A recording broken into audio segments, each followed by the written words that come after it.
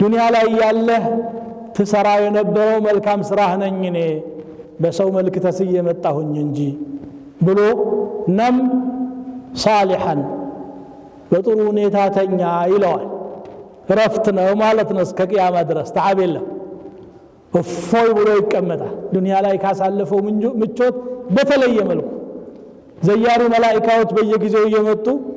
نحن أولياؤكم في الحياة الدنيا وفي الآخرة በዱንያ ህይወት ላይ ጓዶቻችሁ ወዳጆቻችሁ ነበር አታውቁንም እንጂ አሁንም እንቀጥላለን እንወዳችኋለን እናንተ የአላህ ባሪያዎች አይዟችሁ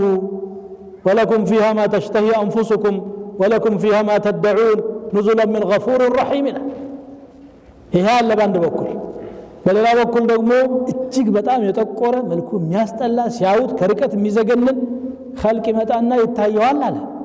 ገና ሲያየው ይደነጋገጥና من أنت فوجهك وجه الذي يأتي بالشر كفو نجار أزله متهد فطورنا أنت بفيته راسه مكرا أزله ما نهيله ها أتاوكني من دي أنا عملك السيء هني مالت ما كفو صراحة نيله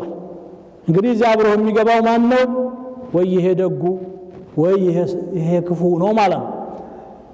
أنت يسرهون أنت تاكله كذي بلته رب العالمين يوكل ከዚያ በታች ደግሞ መላእክቶች